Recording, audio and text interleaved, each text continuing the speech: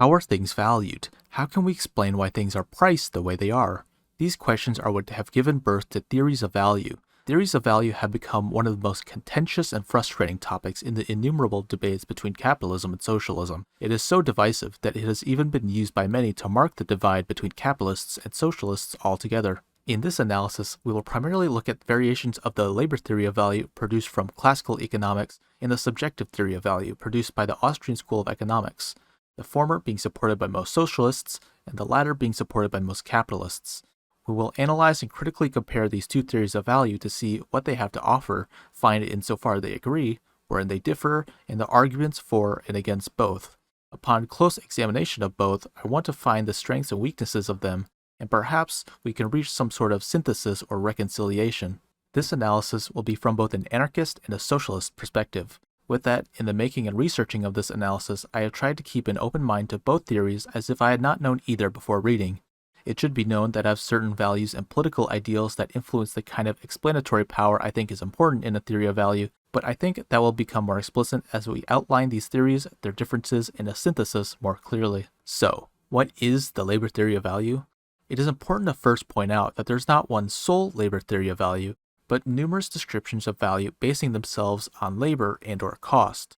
Nevertheless, at its most fundamental, a labor theory of value is an attempt to explain the general tendency of the prices of commodities, and the key to understanding such a phenomenon that a labor theory of value gives is that different commodities need different amounts of labor to produce them. Again, it should be understood that this is only what a labor theory is in its most rudimentary and fundamental form. For this analysis, I'm going to treat cost theories of value as an extension of the labor theory of value. Costs that determine value are going to represent labor, which is said by labor theorists as the only one true cost. Between the two theories of value we are looking at in this analysis, the labor theory of value is older than the subjective theory. It is so old that we cannot pinpoint exactly where it first appeared. Marx identifies it as coming from Benjamin Franklin, but for what we will be concerned with, it will not be necessary to dig much deeper into the past than Adam Smith, David Ricardo, and Karl Marx himself, who are all proponents of varying versions of the labor theory of value.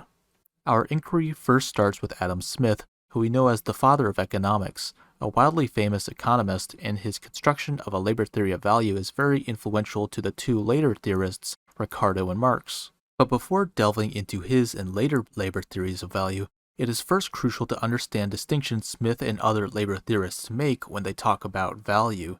This is best explained in the diamond water paradox, which he is well known for. The word value, it is to be observed, has two different meanings and sometimes expresses the utility of some particular object, and sometimes the power of purchasing other goods which the possession of that object conveys. The one may be called value in use, and the other value in exchange. The things which have the greatest value in use have frequently little or no value in exchange. On the contrary, those which have the greatest value in exchange have frequently little or no value in use.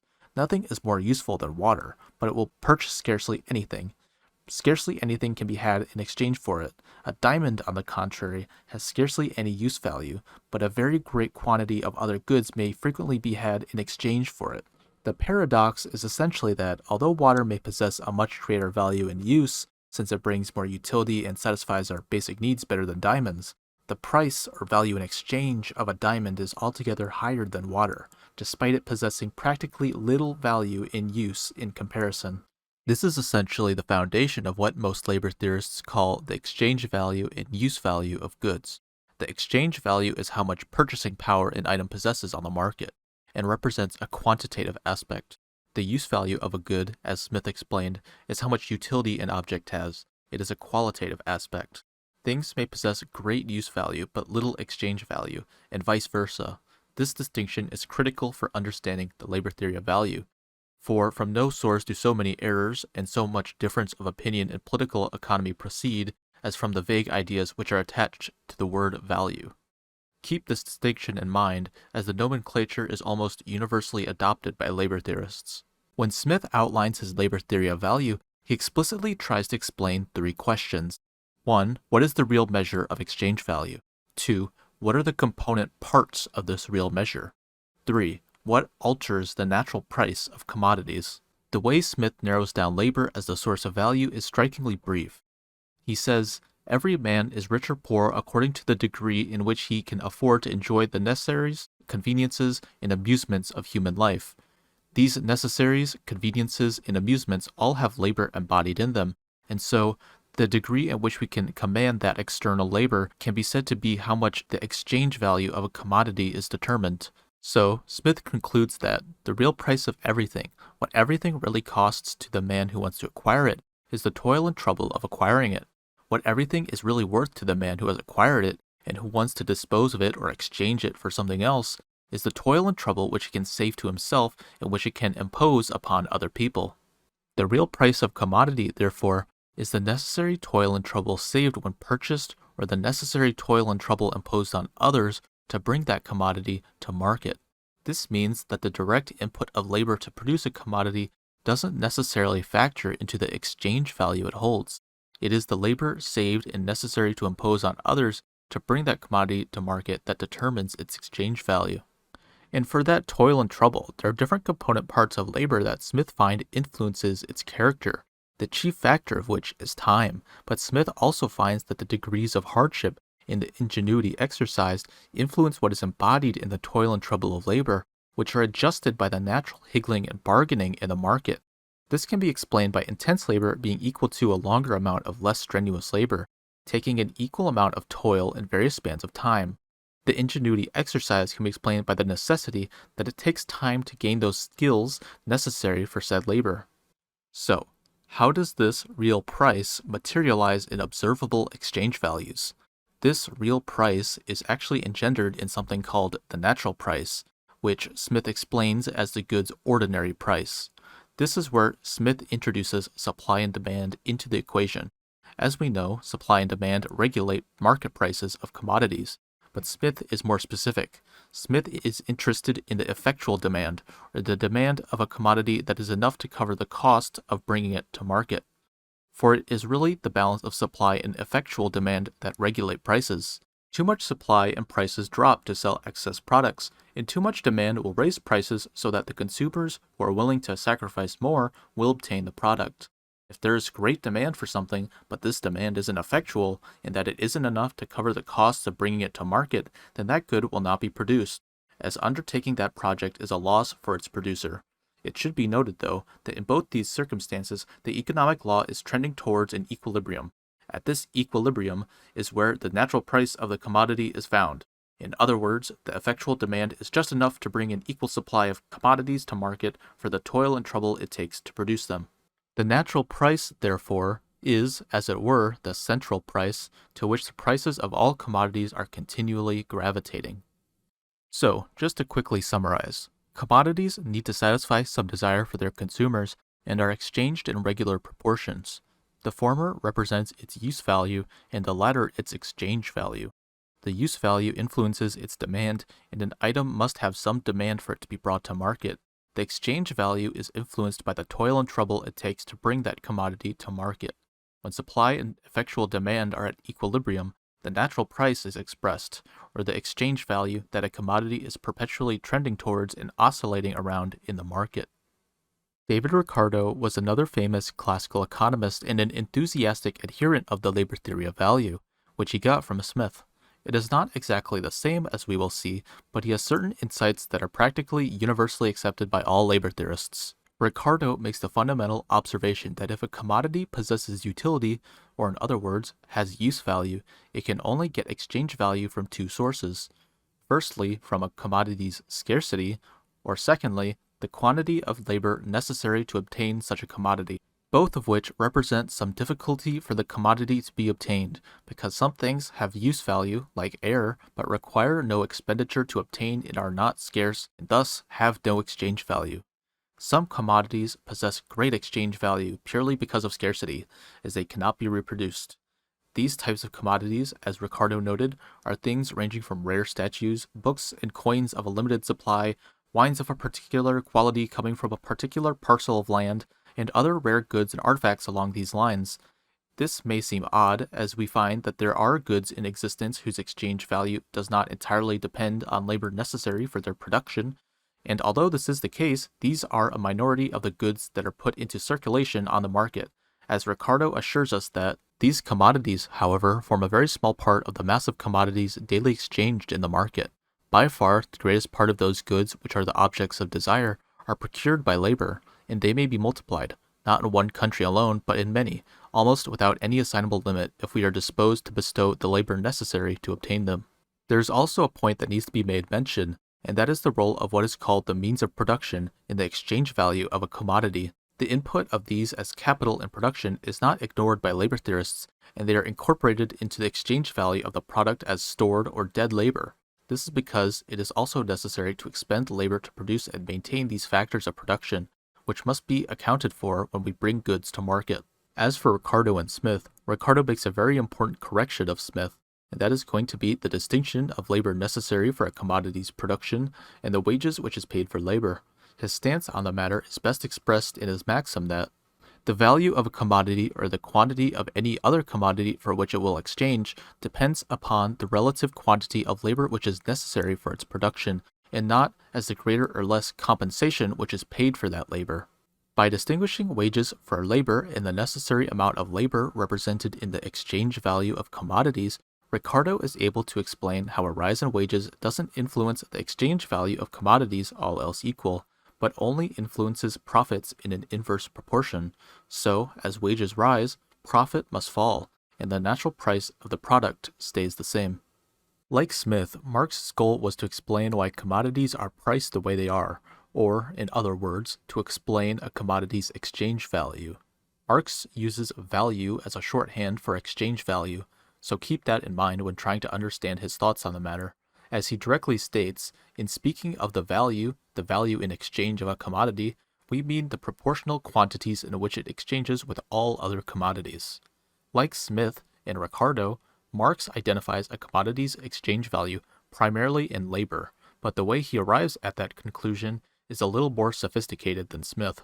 Marx makes the point to look at quantities of two commodities of equal exchange values in the market.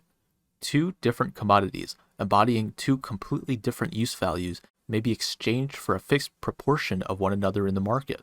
He points out that this must mean that there is some third thing, reducible from both of these commodities, independent of their use values, that allows us to compare their exchange values in the market. And so, the common denominator of all commodities, the only thing able to be abstracted from their use value, is the labor embodied within them. As use values, commodities are, above all, of different qualities, but as exchange values they are merely different quantities, and consequently do not contain an atom of use value. If, then, we leave out of consideration the use value of commodities, they have only one common property left, that of being products of labor. Furthermore, Marx declares the quantity of labor to be time. Although individual labor can be said to be unequal, what Marx is really looking at is the socially necessary labor time to produce a commodity. It is found by seeing the sum total of all labor in society, itself being homogeneous, and finding the unit of labor required, a part of the whole, as an average. What this means is, as Marx explains, the labor time socially necessary is that required to produce an article under the normal conditions of production and with an average degree of skill and intensity prevalent at the time. The exchange value of commodities, therefore, represents a kind of crystallization of the socially necessary labor, an average of the sum total necessary to produce these commodities. The value of labor also must be determined by the state of society, for it is the socially necessary labor time that determines the exchange value of commodities. The productivity of labor determines how much its product is valued. If it is necessary to use 2 hours of labor to produce a given quantity of a commodity, and through new development in technology we can cut down the necessary labor expended to be about an hour to make the same quantity of commodities, then we can expect the exchange value added to this commodity through labor to be halved to become equal to a single hour. Like Smith, Marx uses supply and demand to show that it regulates the fluctuations in commodities' exchange values, but he goes further. He explains that using supply and demand in and of itself doesn't explain why commodities are priced the way they are. Two commodities could have supply and demand reach equilibrium, but that still doesn't explain why they may be priced differently. What these theories of value do is to show why things are priced the way they are at equilibrium, and why supply and demand continually tend towards that exchange value. What supply and demand will explain to you is why the market price of a commodity rises above or sinks below its value, but they can never account for value itself. To summarize Marx's theory, commodities both possess use value and exchange value, and use value is necessary for an object to have exchange value. The exchange value is determined by the socially necessary labor time required to produce a commodity. The socially necessary labor time is an average of the time necessary to produce a commodity under normal conditions of production with an average skill and intensity. Supply and demand continually tend towards this exchange value for reproducible commodities as they approach equilibrium in the free market. These theories may seem relatively tame and uncontroversial to onlookers, but when applied to labor relations within capitalism, they begin to describe something called exploitation. The ways theories of value describe labor relations within capitalist production will soon become clear for why the subject is so contentious. So, what is exploitation? In short, exploitation is how Marx and the long and diverse lineage of other socialists account for how profit is generated in capitalist businesses. What I intend to present here is a generalized form of what exploitation is. The idea is not native only to Marxism and has been presented in a multitude of forms, but I intend to present it in a way congruent with most socialist critiques. For the exploitation described by most socialists, the dynamic is something like this. Initially, there is an original sin to start the process called primitive accumulation that separates laborers from the land and capital, which consists of the means of production and the means of subsistence. This initially took place in Britain by a series of expropriations of land for peasants and reducing the opportunities they had outside of wage labor for this new minority that owns the majority of the land and capital. I have a video exploring some of the history of primitive accumulation, so if you're interested in that, I will put the link to it in the description. So, by separating workers from the means of production are essentially monopolized by one class of people, the capitalists. This creates a bargaining divide between wage workers and the newly privileged holders of capital. By separating and gatekeeping workers from the means of subsistence and the means of production, and the overall limitation of their opportunities, they can be funneled into wage labor to earn their living, which drastically lowers their bargaining power. Adam Smith explains the reasoning for the uneven bargaining power excellently. The masters have the advantage. It is not, however, difficult to foresee which of the two parties must, upon all ordinary occasions, have the advantage in the dispute, and force the other into compliance with their terms. The masters, being fewer in number, can combine much more easily, and the law, besides, authorizes, or at least does not prohibit their combinations, while it prohibits those of the workmen. We have no acts of parliament against combining to lower the price of work, but many against combining to raise it. In all such disputes, the masters can hold out much longer. A landlord, a farmer, a master, manufacturer, or merchant, though they did not employ a single workman, could generally live a year or two upon the stocks which they have already acquired. Many workmen could not subsist a week, few could subsist a month, and scarce any a year without such employment. In the long run, the workman may be as necessary to his master as his master to him, but the necessity is not so immediate. It may be a surprise to hear Smith talk about combinations of, or unions of, capitalists. Smith explains this as a sort of tacit but constant and uniform combination to represent their interests, which usually consist of lowering wages and extending working hours of their laborers to reap greater profits. We usually don't hear of these combinations of masters because, as he states, they are the natural state of things, which nobody ever hears of. And this is where the use of the labor theory of value to explain the value of labor may be a bit unintuitive. Just to recap, due to primitive accumulation, we now have a class of people with neither direct access to the means of production nor the means of subsistence, and now have to sell their labor to capitalists, who have a superior bargaining power. Labor power, or the capacity to labor, essentially becomes a type of commodity to be bought by capitalists, and like all commodities, when laborers compete amongst themselves for the available jobs, it reduces wages to the labor it takes to bring that commodity to market. We begin to talk of labor power's value. This price is the cost it takes to bring labor power to market. It consists of the costs of subsistence for the laborers, the costs of their training, and the costs of their reproduction. This cost itself is explained by the labor it takes to bring labor power, or the capacity to labor, to market. Marx summarizes this by saying that value of laboring power is determined by the value of the necessaries required to produce, develop, maintain, and perpetuate the laboring power. This creates an unsettling conclusion for a lot of proprietarians. Essentially, in the capitalist system, when a commodity sells and we subtract the costs for the capital input, we find that labor is paid a lesser amount than what it adds in the form of exchange value to the commodity finally sold. And this is pocketed by the capitalist as what we call profit. What profit represents in this scenario, the value of labor in production above the wages the worker receives, is what Marx and many other socialists dub the surplus value of labor, because it is the surplus of the bare minimum it takes for labor to subsist, reproduce, and perpetuate itself, which it has received in the form of wages. Profit is still only 1/3 of the picture at best. Rent is also collected by the landlord, and interest is collected by the banker, and these both constitute extraction of part of the surplus value of labor. In addition to profits, rent, and interest, libertarian socialists and communists view taxation as another form of exploitation. As Alexander Berkman, a famous communist anarchist, noted, "But it is not only to the boss that you are so generous. Out of your labor by direct and indirect taxation are supported the entire government, local, state, and national, the schools and the churches, and all of the other institutions whose business it is to protect profits and keep you fooled.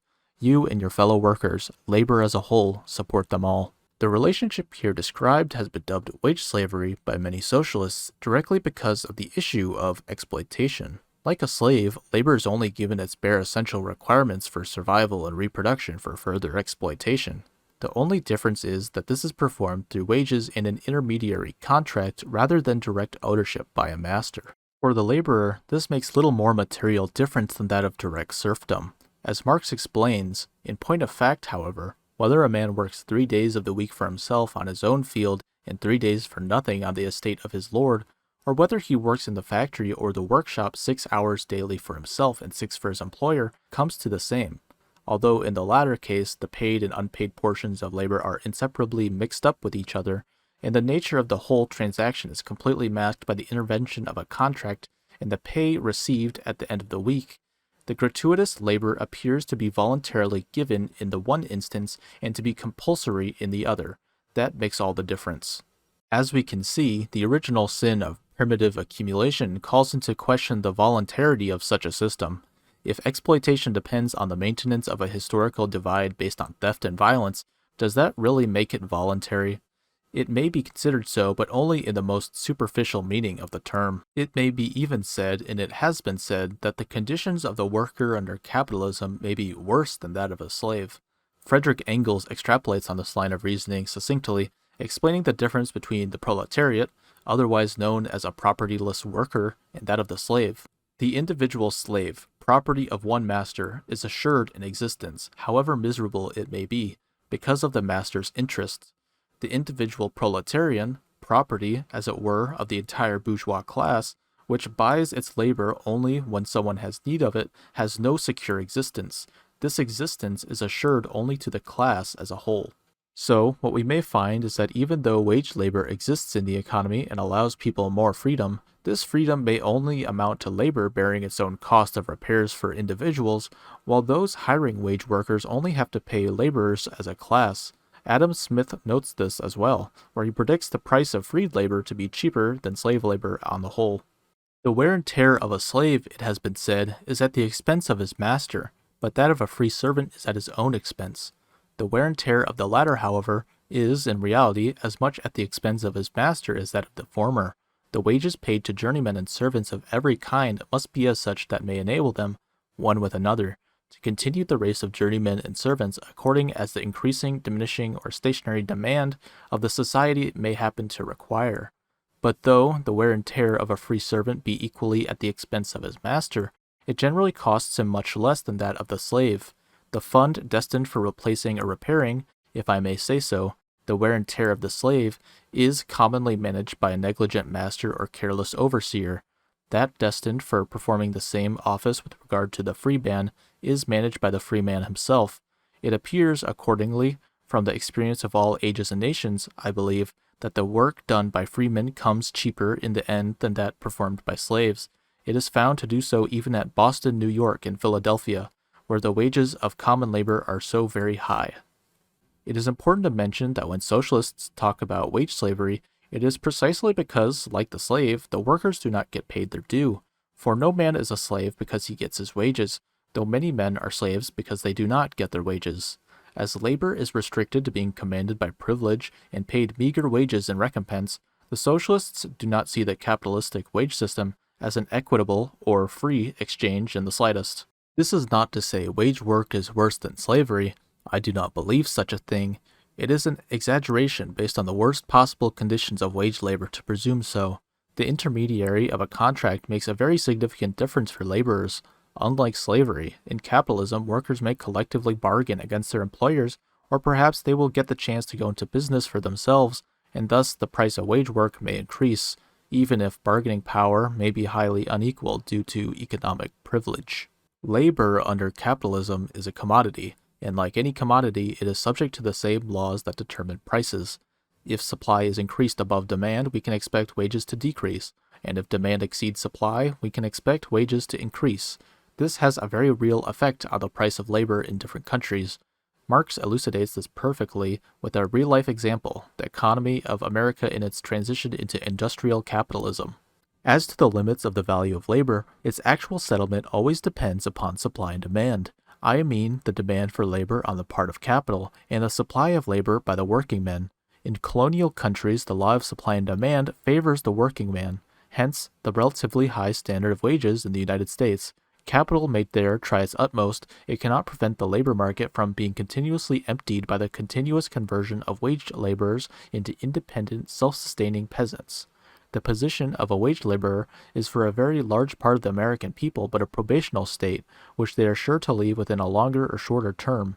To mend this colonial state of things, the paternal British government accepted for some time what is called the modern colonization theory, which consists in putting an artificially high price upon colonial land in order to prevent the too quick conversion of the wage laborer into the independent peasant.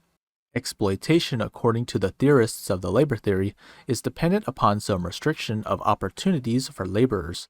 As we have seen, it is through the separation and maintenance of laborers away from the means of production and subsistence that gives capitalists unequal bargaining power. The more access laborers have to their own means of production or subsistence, the less supply there is for exploitative wage work. Workers get a higher level of bargaining power for the same reason as capitalists have a higher level of bargaining power at all, as they can subsist for longer without the transaction.